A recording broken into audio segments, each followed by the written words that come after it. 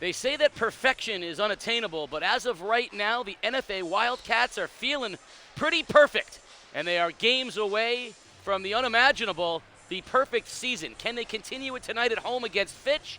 We're going to find out here on Game Day. Live on theday.com, Casey O'Neill along with the sports doctor Keith O'Brien. And all year long we've been saying, who's going to be that other team? NFA has fit the bill. They've lived up to the top spot. Fitch comes in tonight thinking, well, they're the other team. Why not us? 2 losses this year. A tough loss to Waterford and Prince Tech, who's undefeated in the state, by the way, Casey. But could we see these 2 teams in a few weeks at the Mohegan Sun? Well, a lot has to happen in order, for that to show up. But NFA is definitely dealing the goods, and Fitch wants to, just kind of get them off kilter a little bit tonight. I think you can forgive losses to an undefeated team and to the 2-time state champion Waterford Lancers. Right. So that Falcon resume looks pretty good. That win, the most recent win over Bassick, yeah, looks really good. NFA's wins look less good because their schedule turned out to not be as good as they thought, but still going on the road and beating East Hartford, wins like that are legit. Yeah, I mean, we kind of thought NFA would have a real special year and some special players, but again, the sky is still the limit. They're undefeated. They're ranked 4th in the state. And they will be tested come tournament time in the state tournament. Maybe this is the warm-up for things to come down the road. All right, well, why don't you tell us a little bit about the players to watch in tonight's game? Sure thing, Casey. For NFA, how about Jared Martin? 5'11" junior guard who's averaging 13 points a game and leads the team in steals. Having a breakout season, Martin plays with great composure and an unselfishness that fits right into NFA's system. Whether it's knocking down a 3 or taking it to the rim, Martin plays with great composure, and he's evolved into a team leader on the floor. And for Fitch, how about Yaniel Hernandez? Sophomore guard has done just about a little bit of everything for this Falcon team. Whether it's taking a charge on D or scoring the basketball, Hernandez makes a difference when he's on the floor. An emotional player, Hernandez and his Falcon team will have to bring the energy in order for Fitch to knock off NFA tonight. Well, it's going to be tough to do here at home. NFA boys coach Chris Giusti, he credits the energetic student fan section with creating an atmosphere that gives the team a distinct home court advantage. And he says they're part of the reason why they're undefeated. I just think our student section has been tremendous. They've really provided us a home court advantage. They bring as much energy to cheering as we do to playing every game. It gives us momentum for sure, just like having the gym rocking. And when we make even a simple layup, a wide open fast break, they're cheering like it's a game winner. To have them behind us, cheering us on, really means a lot. They're like our sixth man, let me say, because they're always just bringing it every game. When you get some student athletes that come in here for the first time and they know that they have a tough opponent, and then they have to deal with that crowd noise, it does definitely play into some of the nuances of the game. Is it worth double-digit points? I don't know, but just one loose ball, if it's the difference that we get one loose ball or they miss one extra shot, that's a big benefit. Me and my buddies, we feel like team captains, honestly. I feel like it is a sport, and I feel like it's become just as important as those guys on the court. I mean, we do a lot, and they love it. They tell us how much we love it, and we get praise, from you guys, from everybody. So I feel like we're just as important as a real sport. I like their themes, how they switch it up. I like the old cowboy western theme. That's my favorite. Marquez, 3-ball, got it! In the Waterford game, every time I hit a 3, I'm just looking at Austin. We just felt the connection. It's we're just having fun together. We're literally all brothers. We hang out all the time after school. All these people on this court, Xavier, Mason, Chiari, they're all close friends to me. I love those guys. I do anything for them. It gives our guys a lot of energy. They feed off of the crowd and they want to perform for the crowd, and they feel like somebody's behind them. Whatever you do in life, if you know that you have somebody behind you supporting you, you're going to do better. We're most definitely a family. We don't really look at the basketball team, the football team as their own athletes. We're a huge family. We support each other in everything, whether it's on the field, on the court, or even in the classroom. It's really amazing what we have going on here. It's like a brotherhood. There's a sense of pride. Everybody walks around with pride because the girls team really, you see them succeeding, the boys team succeeding, and everybody walks around with pride. Knowing that NFA sports are the big thing around here. Well, that is the spirit of high school sports in a nutshell right there, the NFA student section. And it's one of the reasons why I love coming to the high school games. They love the sports doctor. sign of me last year. I don't know if you know that, by the way. Hey, way to make it about you, sports doctor. You know, they love the voice. They love the voice of game day, too. They love all of game day. Yeah, they do. I want to credit Lancer Nation for getting it going. Sure. And schools like NFA for building on it and taking it to a new level. They don't just interject energy to people like Chris Giusti and NFA. They interject They it. give it to they us, inject too. it into us as well. And we appreciate you, NFA. You know, Fitch senior Adriel Atad missed most of his sophomore and junior seasons due to knee injuries. Now, his return to health has coincided with a resurgent season for the Falcons basketball team. Adriel actually started as a freshman, so he came in right away, and he was able to contribute as a freshman. I always felt that he'd be the cornerstone of that first class that we had. Unfortunately, we had a mishap in his sophomore, the summer of it going into his sophomore year. He tore his ACL and meniscus, and it started a 2-year journey for him to make it back. It honestly felt awful. Like, I didn't really feel like I had anything to do. Like, high school boys my age, like, we all just sit at home, play video games. Like, I was on the PS4 a lot, but it just didn't feel the same, not being able to, like, go practice, travel with the team, play games. Like, win or lose, I like playing basketball. Tremendous intestinal fortitude to make it through what he's overcome to get back. He's had to deal with not just physical hurdles, but psychological hurdles, like coming out and getting back on that horse even though he's fallen off and had setbacks in recovery. It took a lot of courage for him to actually get back in the game and do the things that he's had to do in his recovery process to get back to us.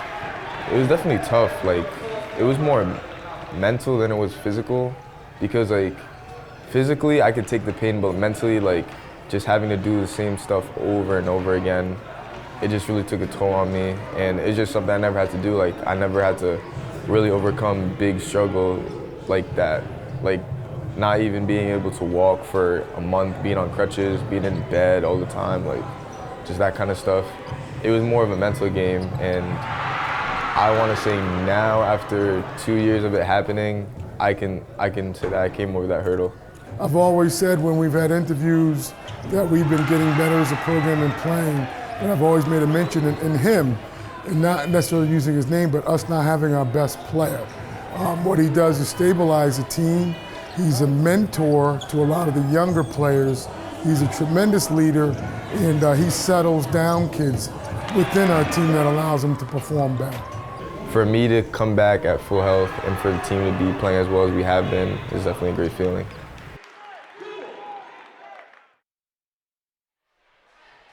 Well, the journey back from an injury is not easy, Casey. And again, talk about the mental preparation, the physical preparation.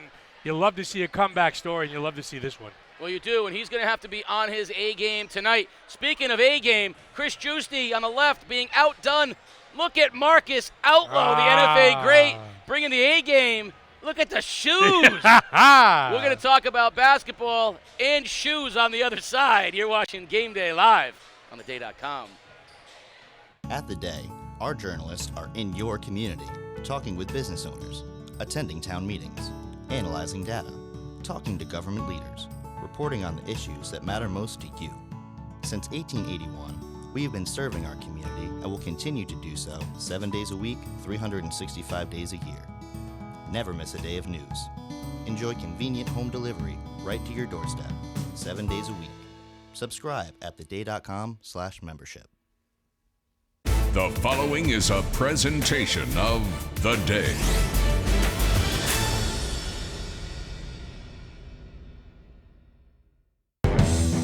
Perfection. It's the goal of every coach, every season. Some say it is unattainable. The NFA Wildcats are a perfect 15-0 and off to the best start in school history. Mason Jackson has matured into a Player of the Year candidate, and Xavier Marquez's leadership, Jared Martin's scoring, and Coach Chris Giusti's smothering defense has propelled them into a top 5 ranking in the state. They are the team to beat in the ECC. Who could possibly stop these Wildcats? The Fitch Falcons. All year they have battled to assert themselves as the team to challenge NFA. At 13-2 and after back-to-back wins over Ledyard and Bassick, they are more confident than ever that they can be the team to do more than just challenge NFA. They can beat them. Ajaya Brown is a dynamic leader and playmaker, and Coach Charles Sylvan trusts in a deep rotation of players that never give up and never give in. They have proven resilient and scrappy, but will that be enough? ECC supremacy is on the line, and the challenge has been issued. Can the Falcons take down the Wildcats on the big stage, or can the Wildcats stay perfect? Tuesday night turmoil is upon us with NFA and Fitch. It's ready to go, and it's live on Game Day on theday.com. Welcome back to Norwich Free Academy. We are moments away from the NFA Wildcats and the Fitch Falcons in a battle of what has been the two best teams in the ECC over the course of the season. Starting lineups are being announced now, and it's as good as time as any to bring it off to the sports doctor. Let's talk about the keys to tonight's game. You bet, Casey O'Neill. The sports doctor's keys to the game. For the Fitch Falcons, be productive. On the offensive end, the Falcons will have to limit turnovers and make each possession count. Crash the boards, solid rebounding, keep NFA off the glass, and handle the pressure. Literally, handle the pressure. This is a huge ECC road game. Handle the pressure and play like you belong. For the Cats, if it's not broke, well, then don't fix it. NFA is undefeated and ranked in the top 5 in the state. Stick with what got you here. Turn it up. Heavy ball pressure on D, create turnovers, and take Fitch out of any offensive rhythm. And score. Score points. Make Fitch keep up with you. Own the pace of the game. Yeah, I think what's interesting is that these two teams have very few things in common, but one of the things they do have in common is the ability to turn a game ugly with their tenacious defense.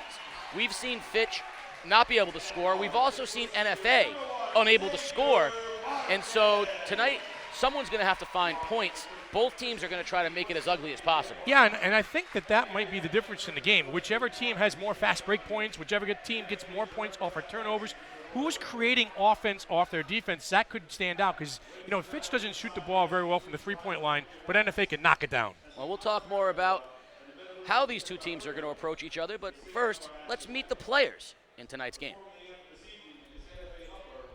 Ajaya Brown, Colchester Elementary. Trey Bryan, Westside Middle. Adriel Todd, Northeast Academy. Colin Anderson, SB Butler. Janelle Hernandez, Westside Middle School. Javier Roman, Catherine Konoski. Seamus Greaves, SB Butler. Xavier Marquez, Quantic Elementary. Mason Jackson, Sales Elementary. Jared Martin, Judea Elementary School. Nolan Wilkinson, Canterbury Elementary School. Macklin Seraphin Pierre Lewis, Stain Elementary. Kiari Walston, Moriarty Elementary School.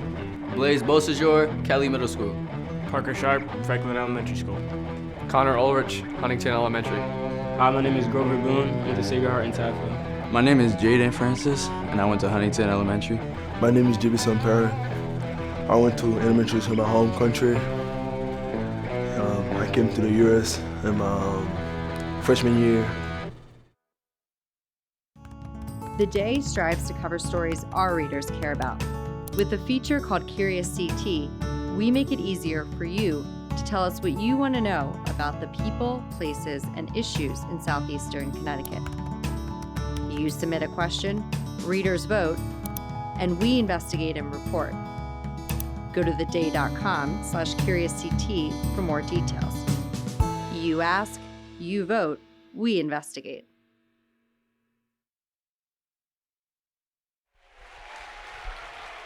Game Day is brought to you by Waterford Dental Health. Voted the #1 best dental practice 5 years in a row in the Day's Reader's Choice Awards.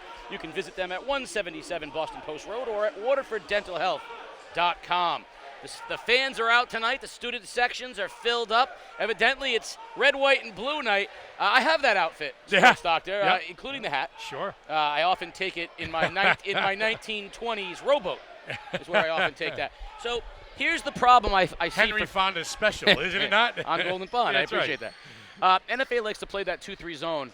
Fitch really has struggled. They struggled mightily with Waterford's 2-3 zone, and I think NFA plays it better than Waterford does. Yeah. They've got that length, and they've got the guards who are really, really active. So Fitch is going to have to either have gone to school on what happened against Waterford, or they're going to have a long night tonight. They're going to have to find some action on the backside against that 2-3 zone, maybe with Ajaya Brown. They're going to have to try and knock down a three-point shot and with Colin Anderson, Hernandez can knock one down as well, but figuring out the zone will be key for Fitch.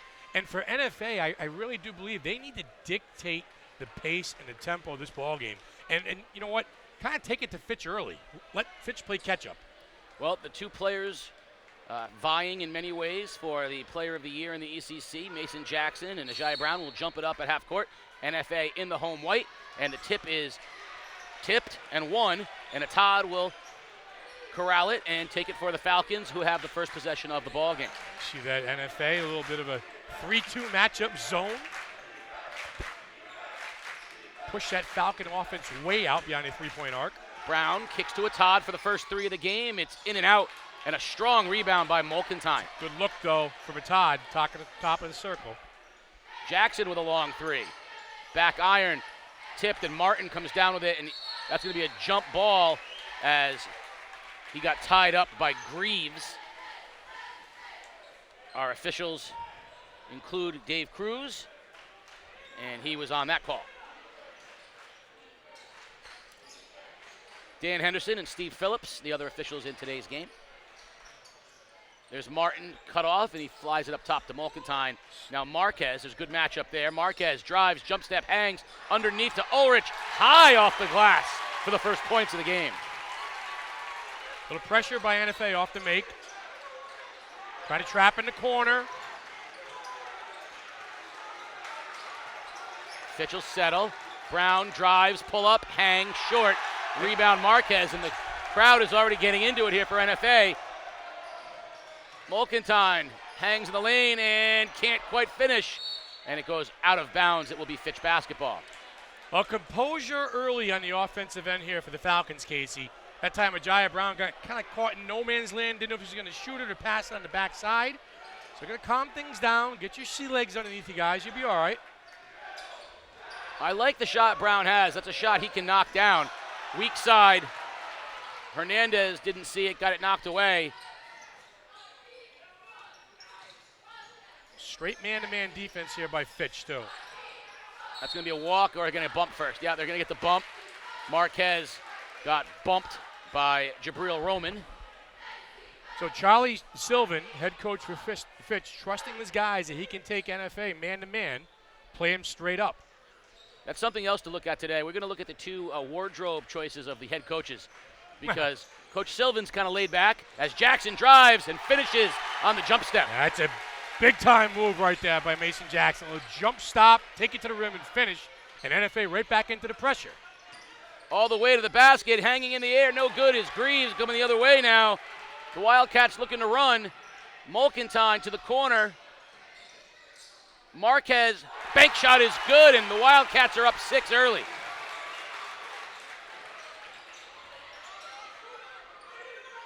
A bad pass, but Greaves is on the floor, and he corrals it. And out of the pack comes Martin. Off to the races goes NFA. And a foul, blocking foul,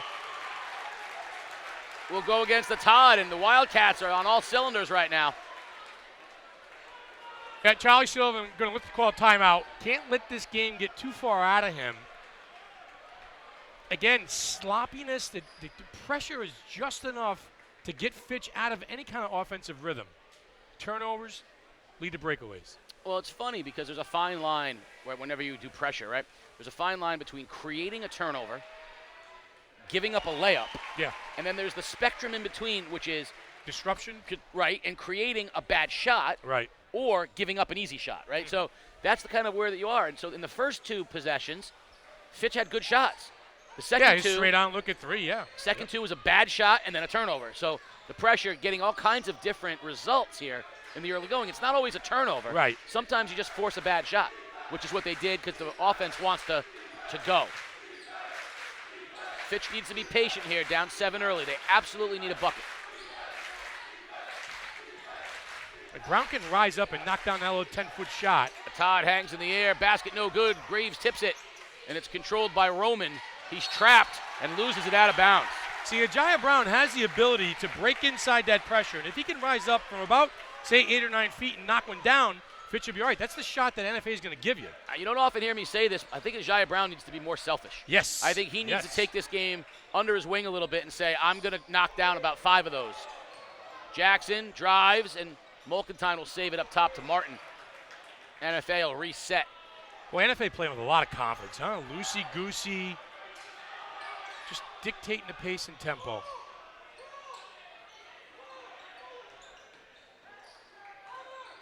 Marquez, now they'll set up their play. Little screen. Ulrich gives it back, and they'll reset now.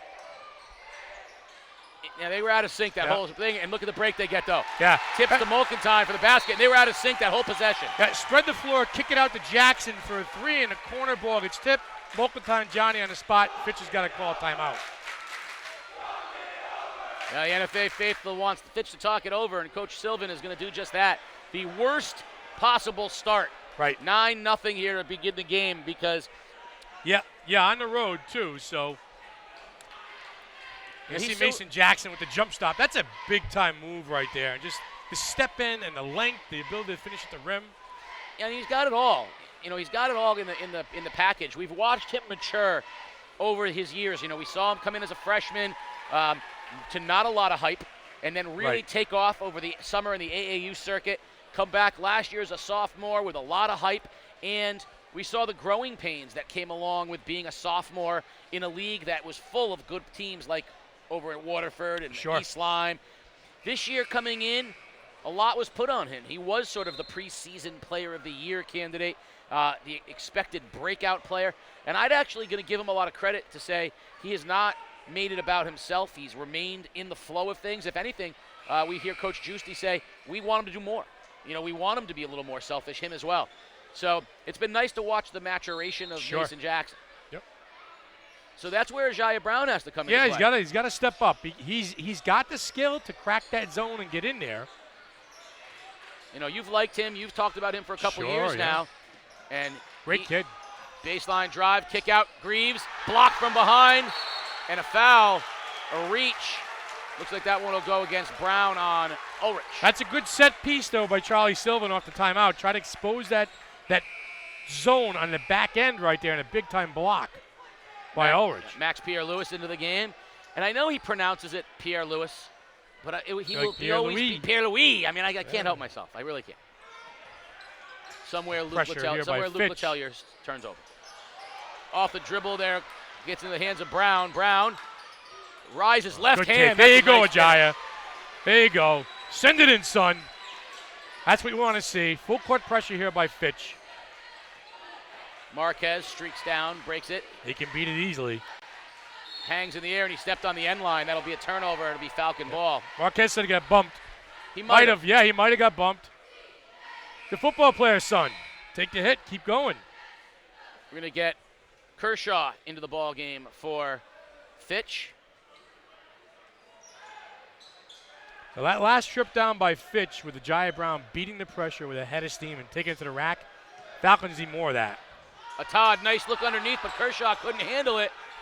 And instead, Pierre-Louis comes down, and NFA will run. Marquez for 3. Back iron, no good.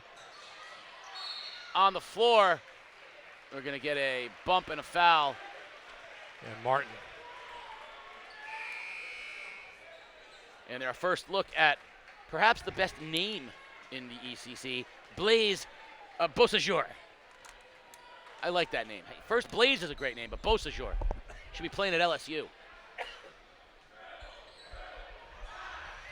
In the corner now. Had the cutter, didn't see him, Kershaw. Good help defense by NFA. Look at that. Pick from behind by Beausejour. Mulkentine. Swing like to a wide 7 open. Defenders out there. Jackson for 3. Good.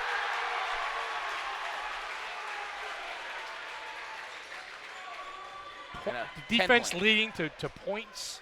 Yeah, just how you draw it up, right? 7 different defenders out there at one time for NFA. Up high is Pierre-Louis. And look at him push it up ahead.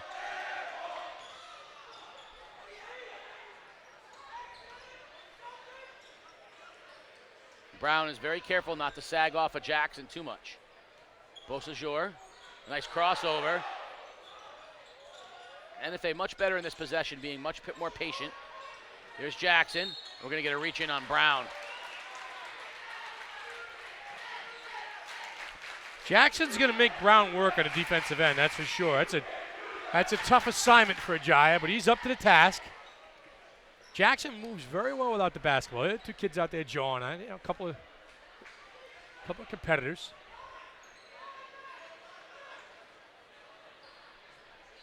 Mulkentine will inbound. Big defensive play, right here, stand for the Falcons, but Marquez gets in easy, misses the shot. Big rebound by Kershaw, and then it's almost a chance for a steal there by Marquez. Instead, Brown all the way, hangs, back iron, no good, tip, no good, and there comes Jackson, and that's what they need from him. Good look. Oh, double pump fake by Beausejour. Good look by Jackson, pushing the ball ahead, eyes up.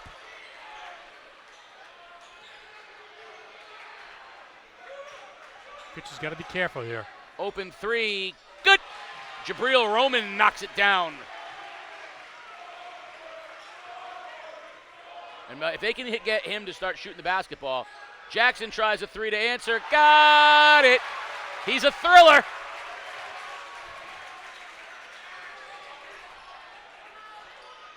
Six different NFA players have scored baskets tonight. Talk about balance, well-rounded.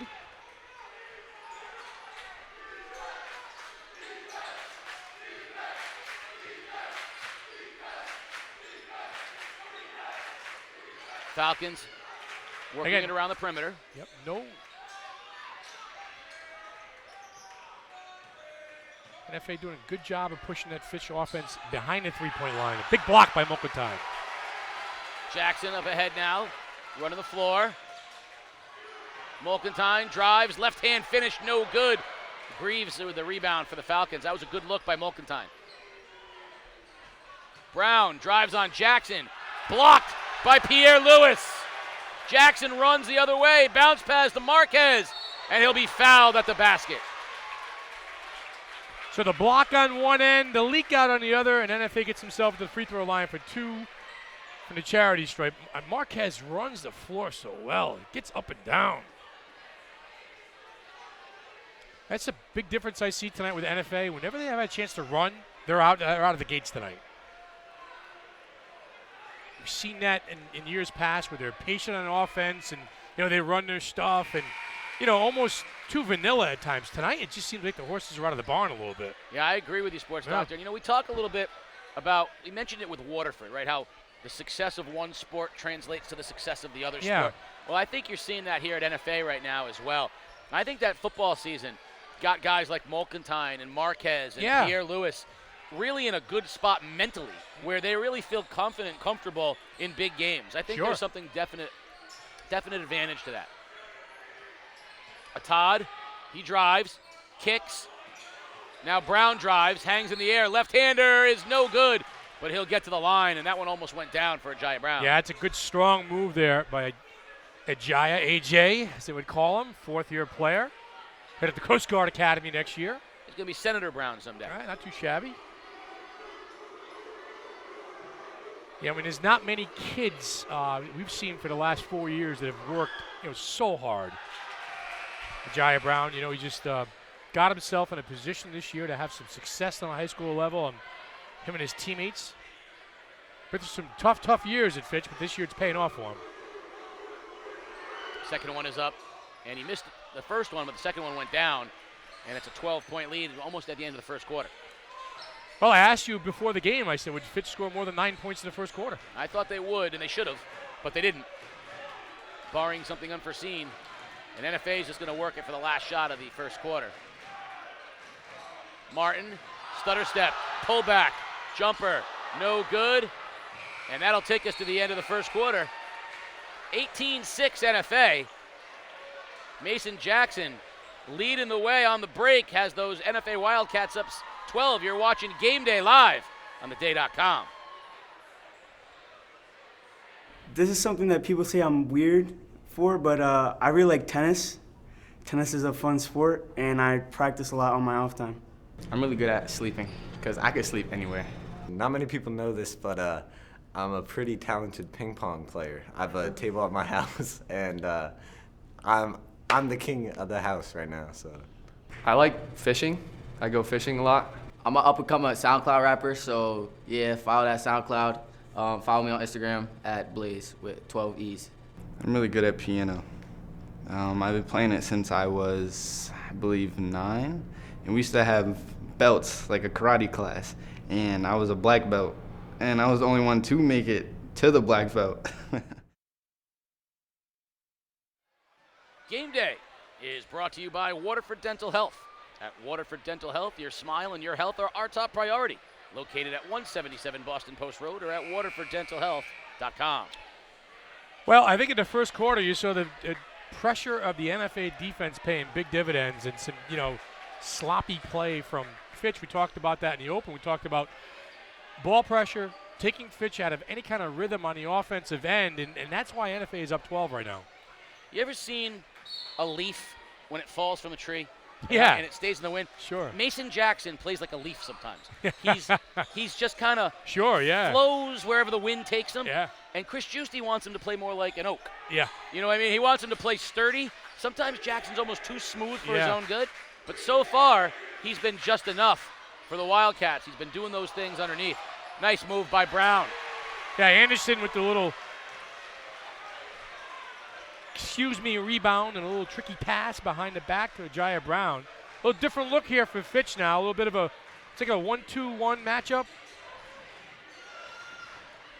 Jackson finds the open corner man. That's Martin for 3. Short, gets his own rebound, and scores over Brown. That's just lazy by the Falcons. I think confusion by Fitch that time, too. They were going for a 1-2-1 trap or something like that, and then they sat around and watched the basketball. And they just let Jackson go all the way through the lane, kick it to Martin, then Martin crashed. There was no one there. Now, I do think that here's the time for the Falcons to make a little noise because Anderson's in the game. He's the shooter. Yeah. You got to find him and let him try to knock a couple of threes down. Todd swings. There's Anderson. Long three. In and out. Back iron. And here comes Jackson with that strong rebound. And he traveled with it thanks to the Falcon pressure. That's a good look. Anderson's had 2 almost go down. Yep. Juicy looking for a call down there. He's not going to get it. He is sharply dressed. The He's hair looking for a call. The hair is solid, dynamic. Right? That's where Jackson dribbled himself into trouble. He dribbled himself into the triple team. Yeah, he looked up, and he should have just gone straight up ahead with it. Brown hangs in the air and scores. That's a good move right there. Put your shoulder down, dig it in, son. Now start taking control of it. Start taking control a little bit here now. Now you need to stop, right? You want to see him become unselfish. I want to see him become selfish. Become selfish. Yeah. I want him to play like the player of the year, which he has in him. High post, Mulkentine. Jackson, high arcing 3. Got it. A little woofing going down on that Mason. I mean, the ability to rise up and shoot that 3 ball over your defender. Turnover by Todd. Mulkentine coming the other way. Nice recovery, though. Todd turned it over, but he recovered in time, knocked it out of bounds with the NFA basketball. It feels like Fitch has to work so hard to get it to within 10, and then just, smooth 3 puts it right back. Well, that's the thing, a smooth 3, then a turnover. Jump stop, hang in the air, no good. And Brown with a strong rebound for the Falcons. There's a screen they set to get Anderson open, but Todd is going to pull it back now and tipped out of bounds by Martin. Martin trying to jump that passing lane. I like the rotation NFA has with Pierre Luis and Ulrich. Always having a big guy in fresh the game. Fresh bodies, yeah. Yep, rotating them, keeping them fresh. Leaning heavily on the Mulkentine, Marquez, and Jackson trio. Beausejour spells Martin. You got to go to the basketball. That's a tough place to pick up your dribble. Very deliberate. Nice pass underneath to Greaves. Hangs in the air. Can't finish. Martin for NFA.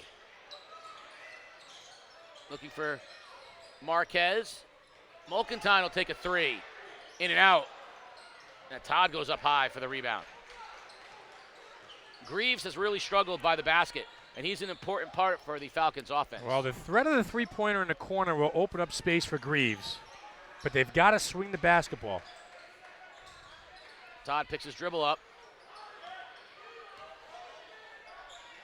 Nice pass. There's Greaves. Basket and the foul. Hey, Seamus. You got to have that. You got to have the shooter coming across the baseline. Greaves gets good position, see it on the backside. That is going to be there. Either Greaves or Brown will have some room to work down there, if Fitch can show you at least the threat of the three-point line. Back iron, no good. Out of the pack comes Mulkentine. Marquez goes baseline, hangs, basket is good, but an offensive foul as a Todd stood his ground. Marquez is so lightning fast to the basket. Great job by a Todd to draw the charge. They count the basket? Yes. So they counted the basket.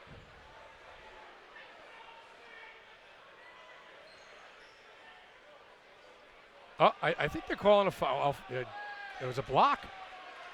They must be. They must be calling a block because Dave Cruz said count the basket. Jaya Brown thought it was a charge. I thought it was a charge. Well, yeah, now it's he went. Yeah, and one. Okay. Well, there you go. 25-12, right? So 13-point lead. Okay.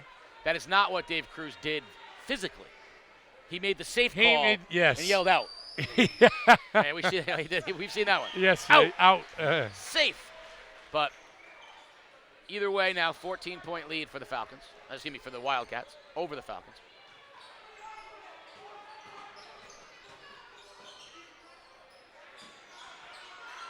You got to find a shooter. Anderson's a shooter. Martin does a good job recovering on D, getting out to him. Todd blocked. Baseline, now a kick. Brown with an open look. Good. Yeah, good look that time by Jaya Brown for three.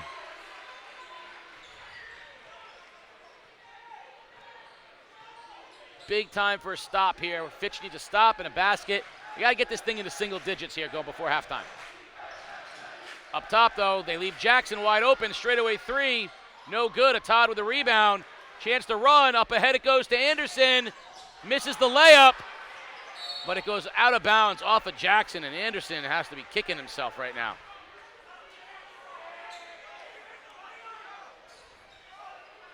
That's an easy basket right there.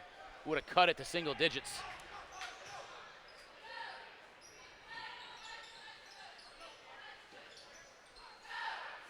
Marquez almost stole that one. It's just lazy on the inbounds. Take care of the basketball. I really want to see Brown drive to the basket. He's got it. Instead, he turns it over. Tried to drive, run before he caught the basketball. And that's the sloppy stuff. Fitch just can't afford that. Oh, that's the wasted trips we talked about. I mean, you've got a chance there to cut this lead to, single digits with a bucket. You can cut it to 8 or you can cut it to 9 and they turn the basketball over. And instead, NFA now has a chance to, extend the lead. Jump start, pull up by Marquez. They're going to call the travel. I like Juicy's reaction. He's great. I like the size difference between Dan Henderson and Chris Juicy. Yeah, obviously no call against your team is a good call, that's for sure.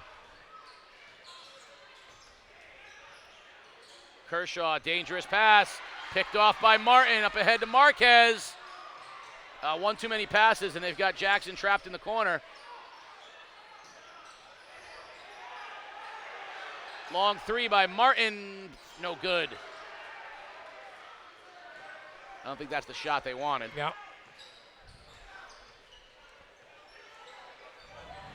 Anderson for three. No good, man. He has not been able to knock one down. Jackson the other way. Marquez, baseline. And we're going to get a block. And Marquez will shoot two. One of the big things, too, that's impressed me about NFA, Casey, in the first half is it's one and done for Fitch.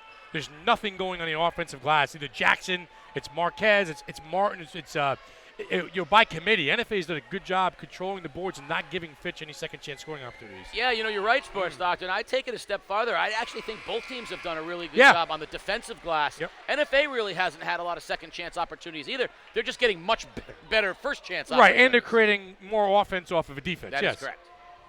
But as usual, insightful, foul shooting, thoughtful, oh, and penetrating comments from the sports doc.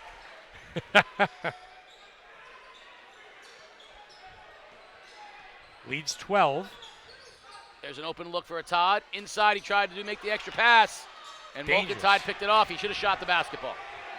Sometimes try to do a little too much. Again, chance to cut the lead to 10 or 9 and turn over, and NFA's back going to work. Oh, what a great look to Mulkentine from Jackson.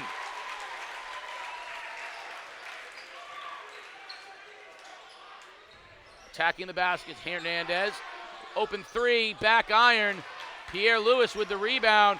Greaves with the steal, and he'll be fouled. Nice work.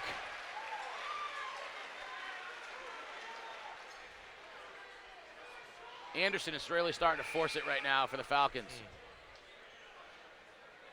Talked about nice work. Greaves hustling down there. Digging for some loose change. Scrapping.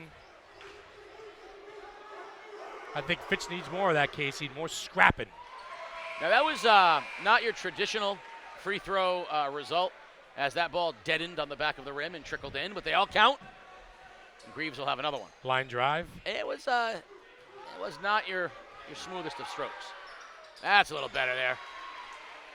And the lead is now. It's 12. Got to have a stop. Get it to 10.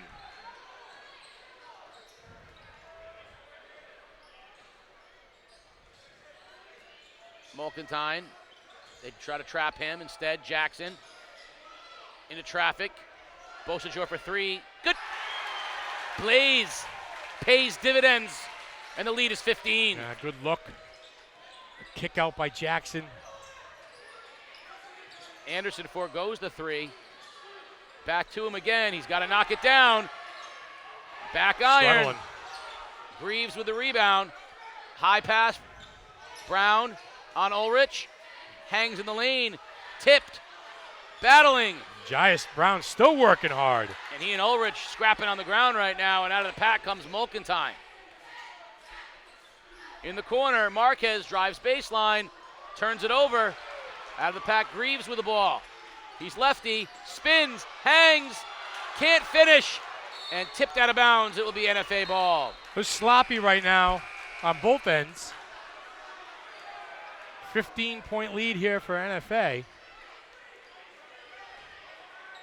Just no real rhythm or flow or tempo at all for the Falcons on the offensive end. They've got to grind for everything. Well, let's be, I'm going to take this opportunity to sort of be perfectly honest, if you will. NFA is a Division I team playing playing basketball against some really big schools. There's a reason why Fitch is Division IV and in Division II in the ECC. Yeah. They're still on the rebuild. And so games like this kind of expose sometimes really where they are. And right now they're really more of a second-tier team than they are an elite team. Now Jackson's been playing great today. Let's take a look at this zip pass to Mulkentine. There's the cut. Beautiful job, anticipation in the finish. That's well done. Movement without the basketball, too, by Mulkentine. So with 1:04 left, what's the best case scenario for Fitch? Get it to 12? Yeah. And not get it to 20? Yeah. Well, there's a steal by Brown. Pass to a Todd. Now they're going to get a chance to get the basketball here. They need a couple of baskets, though.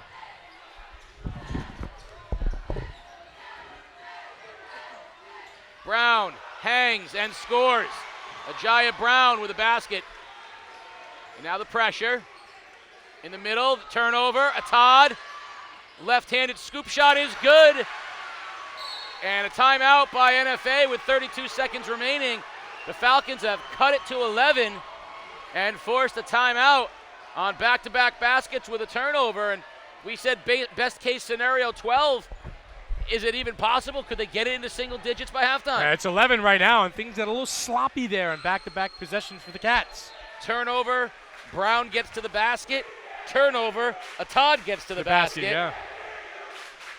Back-to-back turnovers and easy buckets. Bad pass right there, a Todd for two. At the rim. And that pressure definitely bothered NFA. Now, I tell my 7th graders all the time, you can't make that float pass. It's got to be a strong zip pass. That's something that right here, Chris Giusti was saying, you can't float that pass to the middle. It has to be zipped into the middle. And watch how NFA attacks the pressure right now. Let's see if the Falcons apply the same pressure or do something a little different here now that NFA has had a chance to go to school. A little man pressure now by the Falcons. Mulkentine to inbound to Marquez. There's the trap. Ahead to Mulkentine, and we're going to get a foul on Brown. And I believe that's going to be 1-1.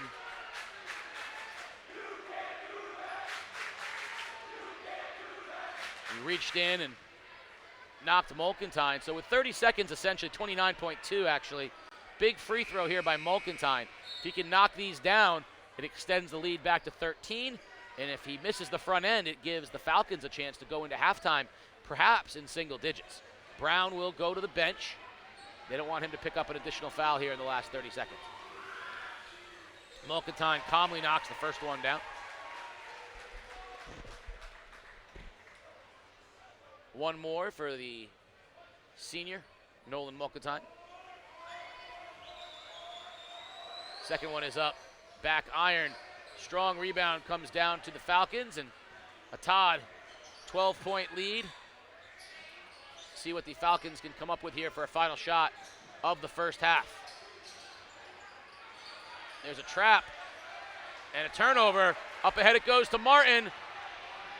And that's the worst thing that could have happened to the Falcons. A turnover and a basket by NFA makes it 14. And now another turnover, and just like that, 14 and the ball for the Wildcats. What a horrific turn of events here for the Falcons. Mulkentine will give it to Martin. Crossover, step back. Oh, he had a chance to find Ulrich, but instead, too bad it won't count, but Greaves just made the three-quarter court shot. He thinks it was before the buzzer. They're saying no. He hit that from the previous foul line. Is that the kind of momentum that Fitch might need? The sports doctor has Chris Giusti. Well, Juice, you guys are taking a 14-point lead into the locker room. Was defense what got you that big lead? Yeah, I mean, we made shots. And, you know, a lot of pundits or experts will say this, that, and the other. We made a lot of shots. That's how you get points on the scoreboard. How do you close this game out in the second half? Because they're going to make some adjustments. Yeah, we got to play smart. I'm not pleased with how we just played in that last 2 minutes. We got to be better than that. We're playing for something bigger. We're not in the Division IV state tournament. This is a big game for them, but for us, we're looking at seeding for the state tournament. We can't be messing around with Division IV. All right, good luck, Coach. Casey? Well, honesty is the best policy, and right now, that man was honest, and we are going to be back here. Look at the open chance drive by Brown. The Falcons, though, need a little extra. Come on back for the halftime action. You're watching Game Day live on theday.com. I think my favorite subject is biology because my favorite teacher, Ms. Pala, she teaches it and she helps us understand it, and she's really cool. My favorite class would be AP Physics. My teacher, Dr. Fritz, he's just a really fun guy. He's very wise. He's done just about everything you could imagine. His stories are phenomenal, and I just like learning about the subject because it's very applicable to everyday life. My favorite class was math, and it was because Andrew St. Jean taught it, and he was a cool teacher. Probably physics. Mr. Hicks, probably my favorite teacher. I have a lot of fun in that class, and I've learned the most from it. Has to be math. Mr. St. Jean, he's more than a teacher to me. He's like a brother, a dad, a older sibling. He really teaches me a lot and helps me through anything that I'm struggling with. And I could talk to him stuff outside of the classroom. So I would have to go with chemistry this year, and my teacher being Miss Mizak. It's by far been the class I've learned the most in, and not only has taught me stuff in the subject, but in life as well. I might go with biology. Mr. Urish, that's my man. History with Mr. Town. He's just funny, and he teaches us a lot. My favorite class is PE, basketball too, Coach Brown. My favorite high school class right now is probably AP Statistics, and my teacher is Mrs. Justice. It's my favorite because it's interesting, and like it's the only class that really intrigues me is math. My favorite teacher will be Miss Frayne. I haven't even had her as a actual teacher yet, but she's a very caring teacher. She really wants to know what's going on. If something's wrong with you, she'll try to figure it out. Algebra 2, Mr. St. Jean. Advanced Algebra 2, Mr. Nelson. Biology, Mrs. Patlaw. I'm gonna have to go with math because my favorite teacher, Mr. St. Jean. Back here at NFA, a 14-point lead for the Wildcats. Now, all fall long, we were having a battle of the bands. We were taking a look at all of our football games and also your submissions for what area band wanted the pizza. We said the sports doctor and I would deliver the pizzas to the winning band. We brought in experts from the musical field. Let's take a look. East Lyme. They came out with some prog rock. Here's their halftime of the West Hill football game. They were performing Welcome to the Black Parade by My Chemical Romance, one of my favorite songs. They were fabulous, and they really had precision. But maybe the first one of the year was the most memorable. We traveled to Stratford. We saw Fitch play at Bunnell, and the halftime show told the story of two band members falling in love to the tune of Ode to Joy, and it was unlike any band performance we had ever seen. At NFA at halftime of the Killingly game, perhaps the game of the year on game day, we saw the NFA band show The Matador, and there was some fabulous, cold night at NFA, some great choreography, and an outstanding sound of the NFA band. You know, Killingly High School on a cold, windy night in Killingly, they brought out the classic rock, and they played some Stairway to Heaven, and the sports doctor was listening to all of that classic rock with a smile on his face. Over at Ledyard, I love this theme. They went girl power. All right, this was a clip they sent to us. They performed Firework by Katy Perry, and the entire performance was an homage to girl power. And then what a big setting, right? MetLife Stadium. The Fitch Falcon Marching Band sent us this video as they performed at Nationals. Their show, Spark of Invention, was a wonderful conceptual look at the life and work of inventor Thomas Edison. So we got the crew together. We asked some experts. Thank you to Steve Elsey and the fellow musicians who contributed to this. The winner of the Battle of the Bands is... Well, Casey, who wants the pizza? Who is the best band this year? We saw on game day in the fall. How about the NFA Wildcats, the marching band? Happy group of youngsters down here. Sydney Cummings, clarinet. How does it feel? You guys were voted the best band that we saw all year long on game day. It feels pretty great because we worked so hard to work towards that. Well, talk about that, the preparation that goes throughout the week to get the band in sync on there in the field. We do about 9 hours of practice for the weekdays, and competition weekends are about 14 hours, so it adds up to over 20 hours a week, but it's a lot of work, but it's worth it. So when people talk about the athletes putting in practice, the band's got to put practice in too. Taina Delva, you remember the color guard. So talk about the ins and outs of that and how you guys get in sync with the music. Well, color guard is really fun, by the way, and it's really tough because we all have to be in time, and any little mistake, it's really noticeable because we're either with flags, saber, rifle, but it's really fun, and we get along really nicely too. Now, is there a coach for the color guard? Is there a coach for the band? Is there a director? Does everybody have their own little part they have to play? So there's a coach, and her name is Kayla Houghton, and the instructor, her name is Cammie, and Kayla is in charge of making sure that we're, paying attention and everything. The instructor choreographs the work and makes sure that we're all in sync for the music. Right. Now, what makes it so special here playing in the band at NFA? Why is NFA the academy? NFA is the academy because it's really just a family being in this community, and we work really hard to, not everyone might not see that, but I'm sure the people who live around the campus will definitely hear the hours and hours of practice and what we work hard to do. Well, if practice makes perfect, the NFA band was pretty much close to perfect this year, Casey. I don't know if it's pepperoni, if it's sausage, if it's mushroom, but whatever it is, I'm going to deliver the pizzas, and my partner Casey O'Neill is buying. Casey, NFA did a great job this year, winning the pizza for the best band. Thank you, Sports Doctor. Happy NFA student section. We've got more of your halftime show. Join us on the other side. You're watching Game Day live on theday.com. I'll be Luke Skywalker because he's tough. Darth Vader. Just everyone's bound down to me, you know. Honestly, I think I would be Darth Vader. Because I don't know, I like playing a villain sometimes because he doesn't have responsibilities. He could just do whatever he wants. I'll definitely be Yoda because he's a wise man. He knows what he's talking about. He knows everything. Oh, Boba Fett, for sure. He's so cool. Jabba the Hutt. He's just a big guy. To be honest, I'd probably be Kylo Ren because I think his lightsaber looks mad dope, but I wouldn't fully commit to the dark side. What's that? What's the CP3? That's his name? C3PO. CP3O? C3PO. Oh, C3PO? Because I'm tall and golden, so. I've never actually seen Star Wars, but probably one of those dudes with the thing they can move, where they can move stuff with their hands. The Force. What is that? That's not one of those guys. That would just be cool, moving stuff around. I would just mess with people. Chewbacca. I don't know how to make that noise, but I'd love to try it. I gotta say, go for it. Do it.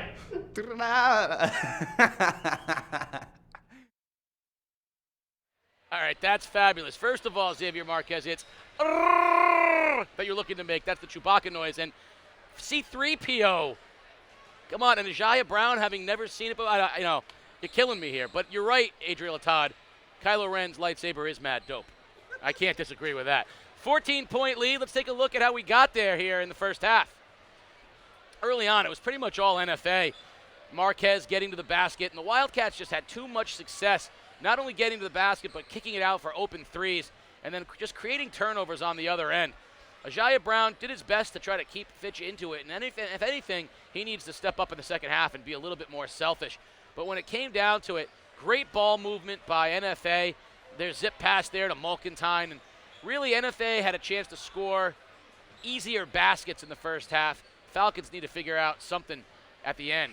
Martin, sort of a dagger three at the end of the first. That's Bosajor at the end of the first half, and the turnovers really bothered NFA here as Fitch got back into it. A Todd with the scoop shot, but when the push came to shove, Fitch just didn't seem to have enough, and then NFA turned up their defense after those back-to-back turnovers.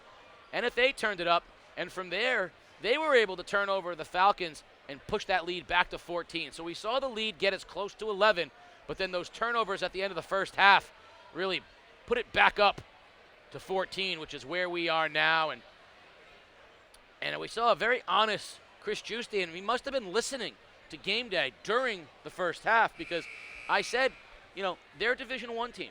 Fitch is a Division IV team, and as good as Fitch has been, and they've played good competition this year, NFA really shouldn't be looking at them like the next team. They should be really treating this game the way that obviously Chris Giusti is treating it. NFA is going to be playing for a Division I state championship, Fitch for a Division IV state championship.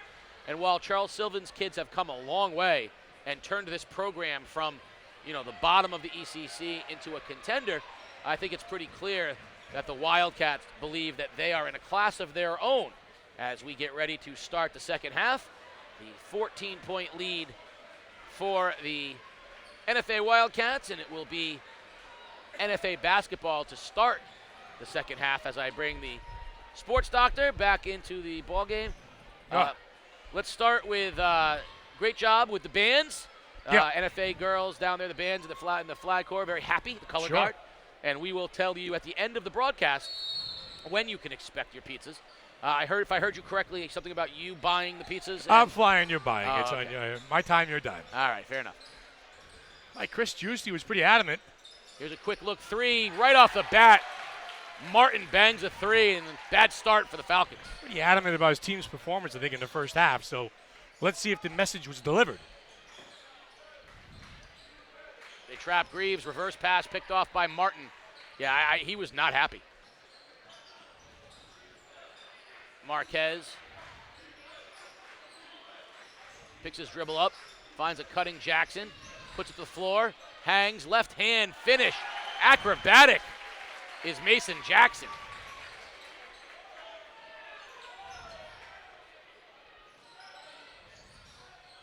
And just like that, the lead is 19. Message received in the locker room. So far, so good. Back-to-back baskets And Fitch just doesn't score enough. Fitch just doesn't have the arsenal to get themselves back into it. Look how hard they have to work on every offensive possession.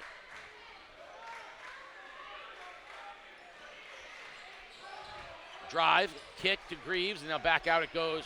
Greaves got to look Hernandez. to shoot that basketball. He's catching it there, the little drop step with the left hand. Make something happen. Another turnover ahead goes Martin. Spin, and we're going to get a block on the floor on Hernandez. But right now, everything going in the favor of the NFA Wildcats. And Martin will go to the line. He'll shoot 2.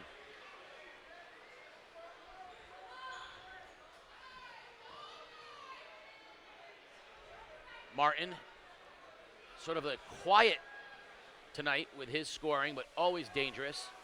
We've watched him emerge this year under the sort of shadow of Mason Jackson as a real scoring threat for NFA. And with Marquez and Mulkentine attacking the basket, a guy like Ulrich, who we saw score last year at St. Bernard's, really doesn't have to do much. No, he's going to be that role player, the lunch pail type of kid. And right away, this thing is up over 20. Brown with the left hand. That's a nice job beating the pressure right there by Fitch. Basket by Ajayi Brown.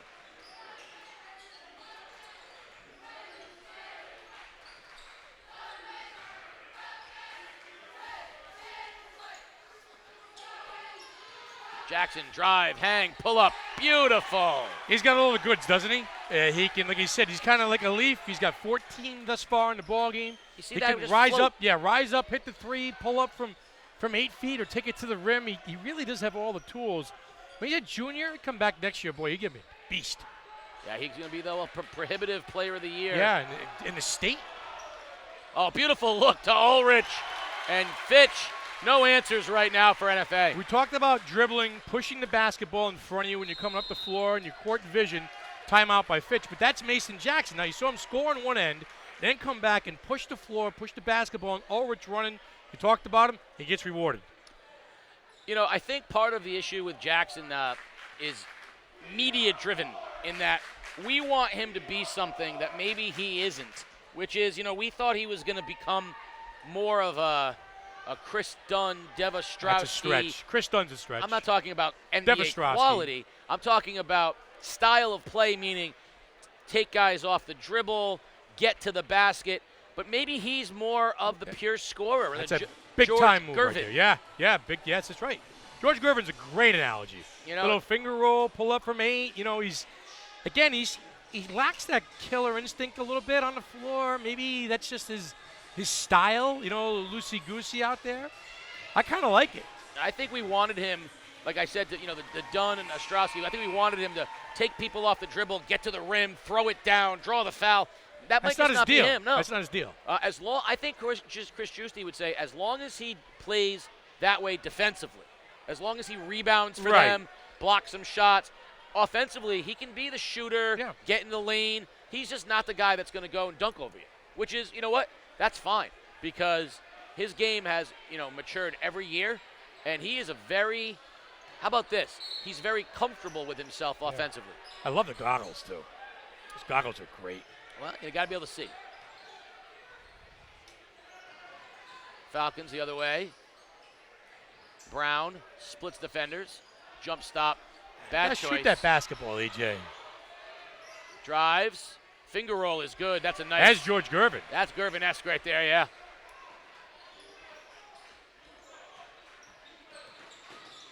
Marquez hounded by Roman inside Ulrich. And a Todd will come out of it with it. Off the timeout, so good here. Good possession by Fitch and turnover.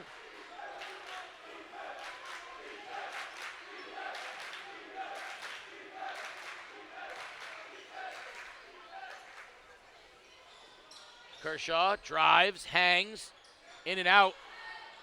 But there's Brown. What can Brown do for you? Brown delivers. Giants played a nice game. Other direction, Jackson steps away from contact, banks it in. What can't you do, Mason Jackson? Bounce pass, Kershaw. That's a nice job by the Falcons breaking it. That's how you beat the pressure right there. Passes and an easy transition basket. Jaya Brown with 18 points tonight for Fitch. 18 out of the 29. How about that? A quiet 18, but 18 nonetheless.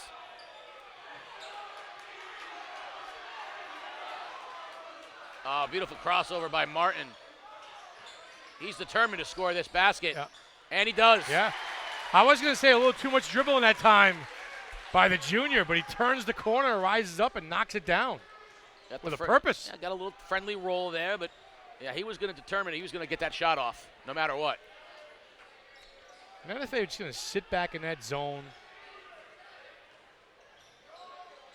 Todd pulls up for three, back iron, no good. Strong rebound, Ulrich. Mulkentine pushes, Martin. Spin, acrobatic, dipsy-do, oh my! Jared Martin is an acrobat. Back-to-back buckets by number 11. He has got 14 tonight. He's one above his season average. Solid, isn't he? Tell you, this NFA team's got some talent. Brown finds Greaves, kick out, Kershaw. Floater, no good. And out of the pack comes Marquez. You know he wants to push. Too much, tried to go. Up ahead it goes. Greaves, can he track it down? Pump fake. Hangs and he'll go to the line. It wasn't conventional, but Seamus will shoot two. On a tightrope, and then the basketball hung on a tightrope on the rim. Seamus Greaves. Well, it's a good lesson in this game for Fitch. Right, they're going to have to figure out how to play a little more consistently. They've shown spurts here against NFA. And the reality is they're not going to see a team exactly like this in the Division IV state tournament. No. But there are some good teams down there, and they're going to have to figure out a way to handle the pressure a little better than what they saw tonight. So the last few trips, they've done a much better job breaking the press. NFA's got to figure out how to get an opponent who can challenge them, because they're going to see some teams that, NFA's not ready to play Windsor. Or East Catholic. Or East Catholic. Yeah. You know what I mean? They got to figure out a way to match up. Although, I think East Catholic, I think they could play with them. I think Windsor might be just too athletic for them. Matchups are everything. Notre Dame, West Haven, is that a Division I school? That is too. Jackson hangs, left hand, no good, but he'll shoot two. That's something new to his game right there, by the way. A little lefty. Go right, switch it to the left, and shoot it. That's something we didn't see from him previously. And that's that body control you talked about, hanging in midair, switching hands a little bit of everything. Do you think he puts on a little muscle in the offseason and comes back next year? That's just his type. He has tried, and he is definitely thicker than he was as a freshman, which he's supposed to be as a junior. Yeah. I don't know that he can get a lot more on his frame before next year. It's more going to be strength. Just how much strength can he add? Because if his body can take the pounding, like you said, you talk about a kid that can take it to the rim. Like, Dev could take it to the rim. His body could take that hit. Lead is 23. NFA turn it on here in the second half. There's a tip. Marquez ahead to Martin. And he was going to give it to Jackson for the dunk. Saw that he wasn't in position, and so he said, I'll just finish it up myself. His defensive effort by NFA in the second half has been tremendous. And a nice job by Martin pulling it out. Take a little time off the clock.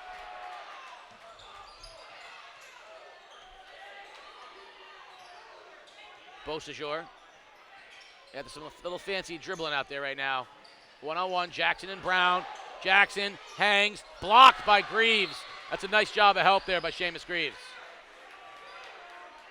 Like I said, right now, NFA just kind of spreading the floor, killing some time. Wind the clock down, get a good look if you can. Mulkentine will check in. Jackson will get a breather.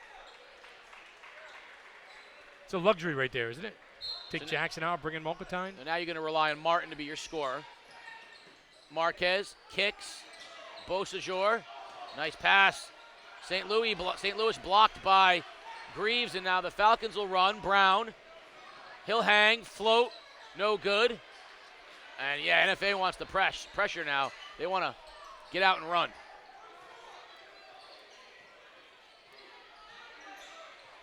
They've done a much better job as far as pushing tempo tonight than I've seen all year long. Oh, nice save by Martin to Beausejour. Three by Martin, no good. tipped. Pierre Lewis. And NFA will have an additional possession.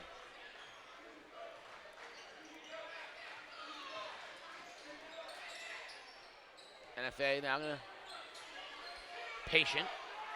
Big 25-point lead. Carry that time. Carry. Martin.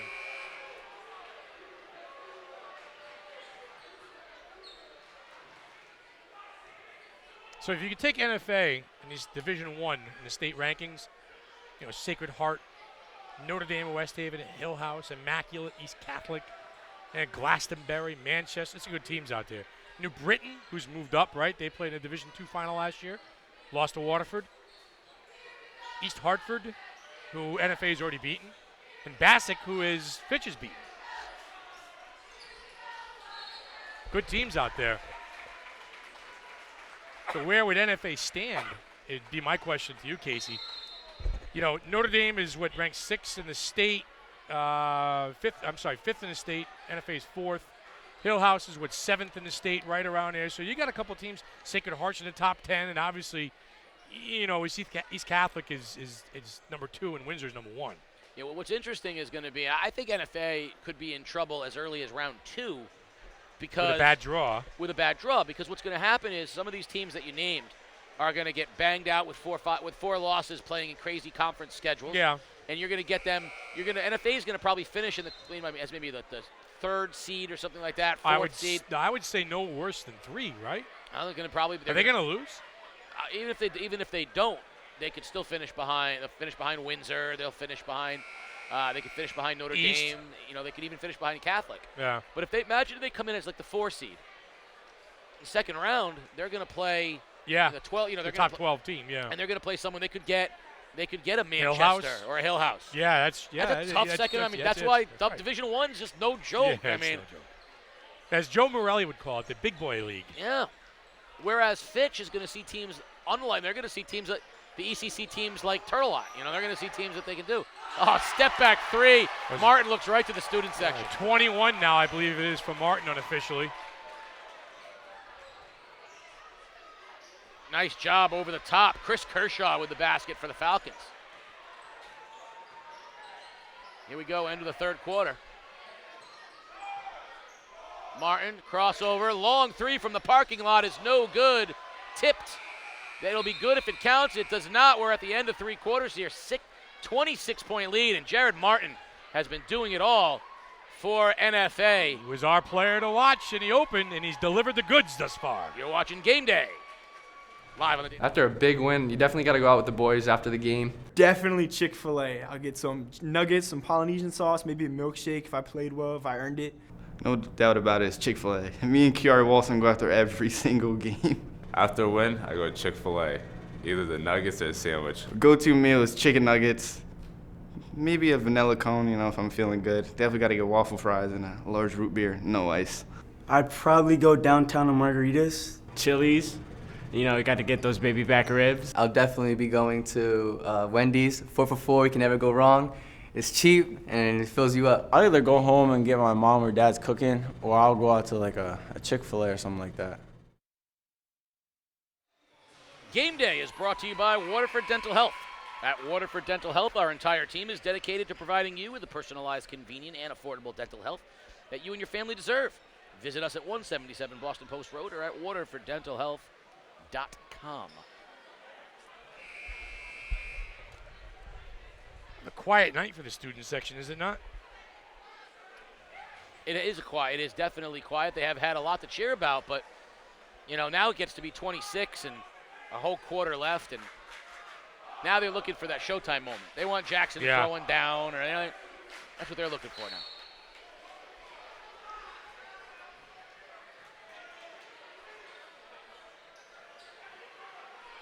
.26-point lead here to start the 4th quarter.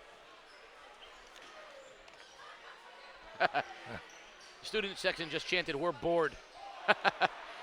I think it was funnier as Greaves goes up and he'll go to the line. I think it was funnier if they weren't teenagers. They're always bored. Right. I had a kid say to me the other day, I asked him why he did something. He said, well, I was home playing Xbox, watching Netflix and talking to my friends, and I was bored. I went, wait a minute. You were home watching Netflix, playing Xbox, and talking to your friends, and you were bored? What kind of friend, sports doc? I could never be bored talking to the sports doc. Oh, never. Casey O'Neill. No. In and out. Saved. Jackson kicked. Up ahead. And the throwdown from Pierre Lewis. Student section says, take that one. We're live, folks.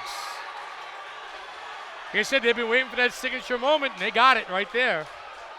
That just makes them hungry. Now they want Jackson to do it, too. They want dunks by everybody they can. Student section is fired up.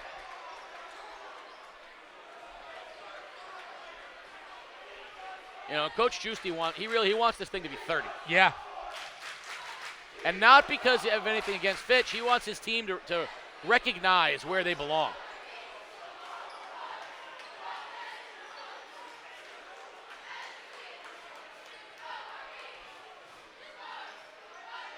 Nothing there. Great defense by NFA. They have Brown trapped now. They played great defense all night. Oh, nice job. Brown to the cutting Roman for 2. Good cut by Roman.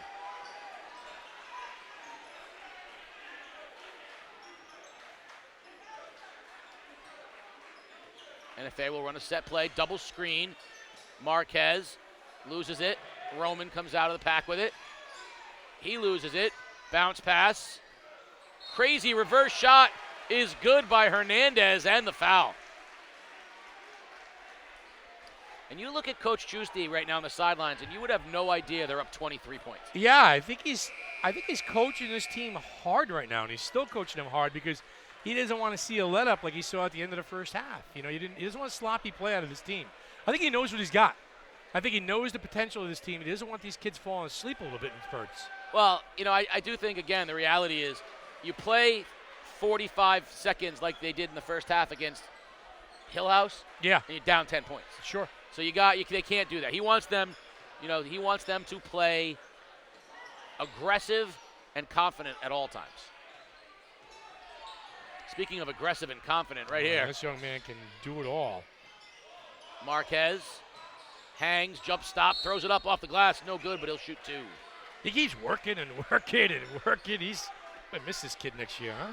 So I have to ask you, Sports Doctor, who's your favorite Star Wars character? If you could be anyone from Star Wars, from the whole saga, who would you be? Boy. Han Solo, probably. Not a bad. I'm a Han Solo guy. Listen, I'm all right with that. Kind of a loner, doesn't have a lot of friends, got some charisma, but yeah. Essentially selfish. I can see it. There you go. I can see that. I can see that. Yep. Well, I was gonna say Darth Vader, but no, you don't got to. You're not that mean. Yeah, you're too nice a guy. No, that's right. But you're too nice to be Han Solo too, by the way. That's right. You got way more Luke Skywalker. How about Obi-Wan Kenobi? I can see that. You know, old guy saves the day. I can see that. How about you? Well, you know, it's funny because some of these kids gave some great answers, and Xavier Marquez chose Chewbacca. Yeah. But he refused to make the sound.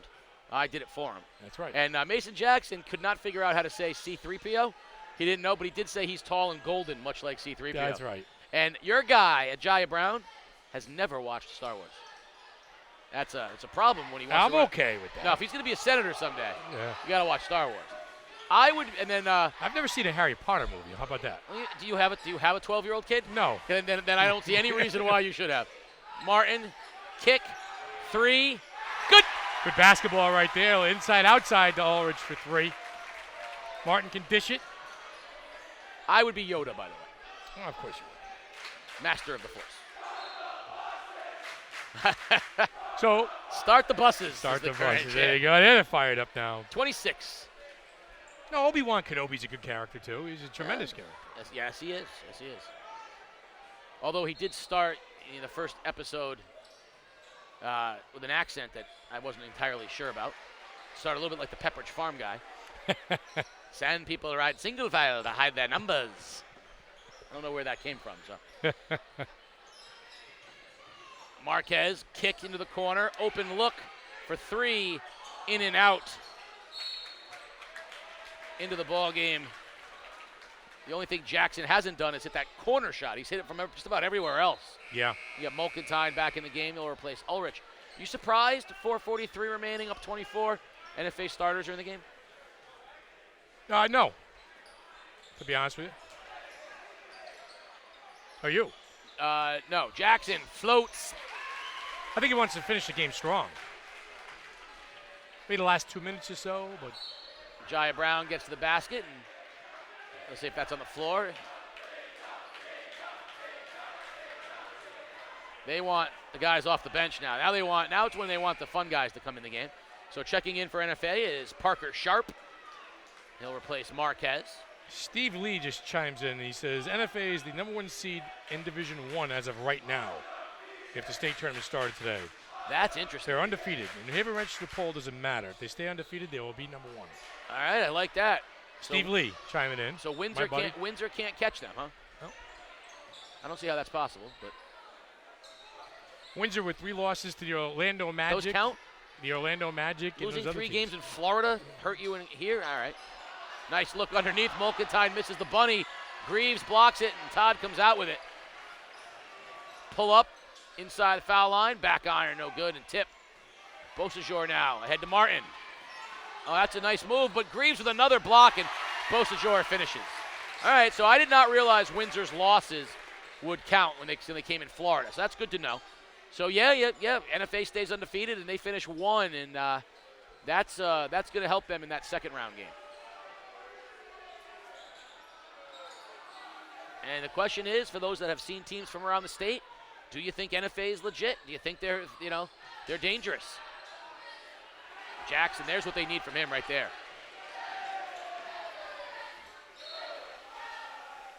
As they head for the exits, and the NFA student section saying, hit the road, Jack. So let me ask you, sports doctor. You saw Windsor. You saw East Catholic. You're a voter for the top 10. Yeah, me and Mikey D. Where's Windsor? Are they the best team you saw? They better, do you think they're better than East Catholic? I think that is a 5-5 matchup out of 10 games. All right. If you want my opinion, yes. NFA and Windsor play 10 times. I think that's a 7-3, 8-2 matchup. I do think Windsor's a little bit of a cut above NFA. I think NFA's style is more dictated towards East Catholic. I agree. I actually think that's an interesting good matchup. game. Yeah, it's a good game. Both teams. I was shocked with the fact that East Catholic could corral Windsor's athleticism. Does that make sense at all? Yeah. But I think NFA would match up very well against East Catholic. Well, Joe Riley's. Matt Nolan would be the best player on the floor. He would be. The coaching, though, was fabulous. They had a distinct game plan against Windsor. They said, we are not going to let any 3-point shots come from Yeah, okay. McKeithen, thank you. Yes, thank you. The kid going to Ryder. McKeithen's not going to get an open 3. Right. They're going to let Spears drive. Right. They're going to collapse. Right. Yep. And they're not going to. And they didn't sag off of McKeithen. So what you had was someone else having to hit a 3-pointer, and they went 0 for the night. On those 3s. Mm-hmm. So they had a distinct game plan, which said, we'll let you get to the basket, but we're not going to let McKeithen score from outside.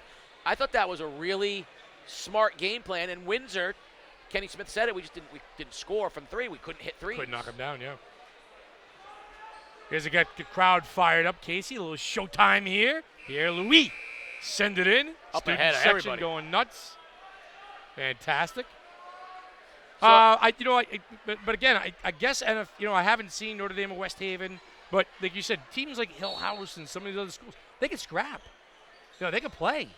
It's the physicality of some of them. Remember we watched Hill House against Ledyard a couple years ago. Some of the teams that play super physical, super aggressive, I think NFA mentally can handle it. Can they hold up to some of the physicality? Guys like Martin and Mulcantine and Marquez aren't going to be. No, they're not going to sweating it. shy from anybody. The question is, can they hold up to the rigor of a game like that? Up ahead, Greaves ahead of the pack, and a nice look from Hernandez. We've seen some pretty good NFA teams over the last few years, and this is by far, I think, the best complete team he's had. Yeah, I agree. Some of the outlaw teams were very good. Seth Thomas a few years ago. Yeah. Spot up 3, in and out. Oh, Seamus flew up for the rebound but couldn't get it. Now Kershaw saves it, and NFA will push. Mulcantine hangs, floats, and we're going to get an offensive foul as Todd stood his ground.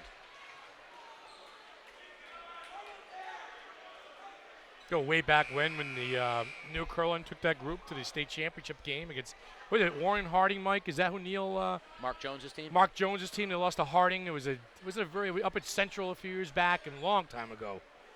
I believe it was Warren Harding who they beat who they lost in the final. I'm sorry. They've had some good teams. I mean, they've had some great players. You know, whether it's, like you said, whether it's Jones or Thomas or R.J. Evans. You know, R.J. Evans and Outlow. I mean, they've had some great players. Mason Jackson is the latest.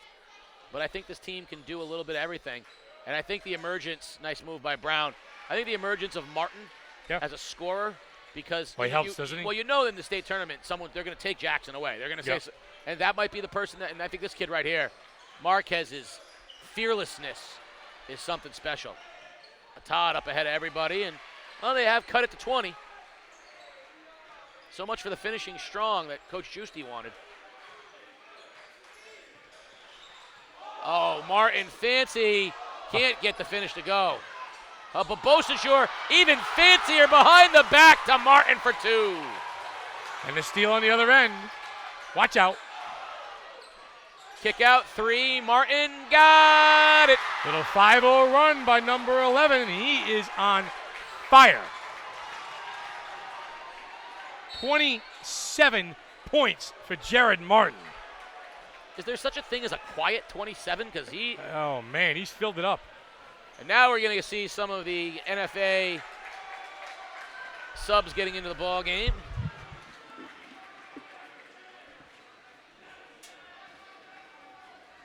Going to see 24, Tyler Spruill check into the ball game. See who else gets off the bench. Student section calling for Jared Martin. Yeah, where do you go from here, Falcons? They still have some tough out-of-conference games. Biggest game left on the NFA schedule is Xavier.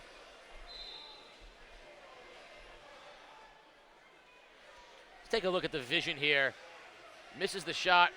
Tip, and look at this right here. Beausejour, zip pass underneath behind the back to Martin. Falcons with some tough out-of-conference games remaining. Who does NFA have tough? Xavier? Xavier's that's their a tough last. game, yeah. They have Hall, Xavier, and Norwalk. Of those 3, Xavier's the best of those 3. Yeah. So we'll see what they come up with. But, I mean, what an achievement it would be, undefeated season, #1 ranking in the state going into the #1 seeding. Pretty going impressive. Into the state. That'd be a heck of a launching, point.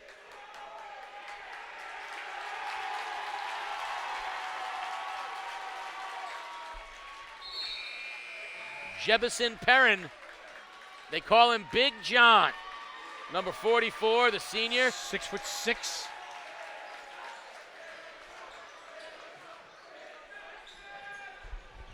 Mulkentine to inbound here.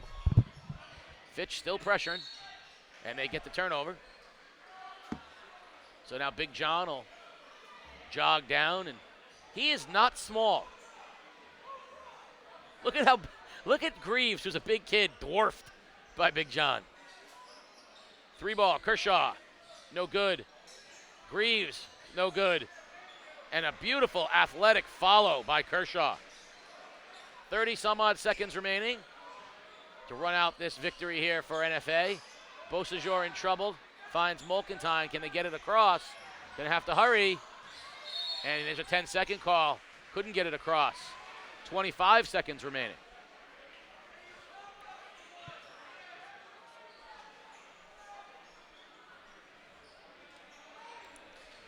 So couple more possessions here. A Todd drives, loses it out of bounds.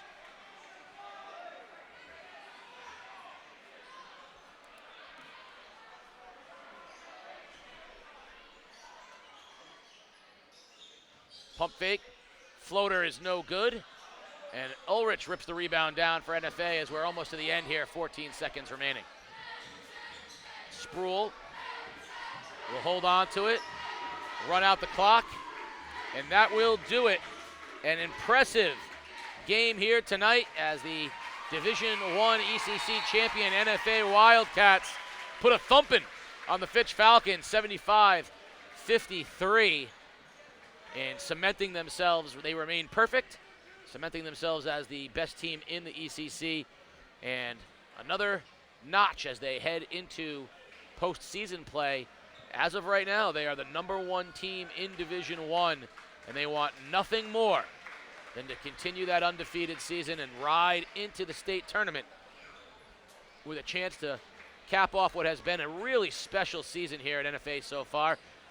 Star power, solid players, great coaching, and the sports doctor is bringing not only the Wildcats, but the NFA student section. Sports doctor in the scrum. All right, Coach. Message received at halftime in the locker room. You guys came out with a purpose in the second half, I see. Yeah, I mean, we have an opportunity this year to really get a good state seeding. And, we're just concentrating. The opponent doesn't matter who we play. Howie Dickerman told us in the locker room the most important game is the next game. So we're on to Hall. Hall is really good, just as good as Fitch. They might not have as many wins, but they're just as good as Fitch, and we got to be ready for them. Coach, you talked about scoring the basketball. You guys have got to score, but how much easier is your offense come to when you're getting easy buckets off your defense? Oh, absolutely. Layups are the easiest way to score in basketball. So if we can get layups, then we get a nice lead and we're comfortable. We got everybody chipping in tonight, and next man up, Jared Martin, a quiet 27 points out there. Listen, when the bucket, you're not to go over, are you? I use teammates. And the one thing I team, and nothing is forced. You guys play together as a team, and that's out there. Yeah, it is. Coach, your student section, probably the best of the league. You brought him with you. The guy behind the camera said he did the research. There's no thing as home court advantage. I don't think so.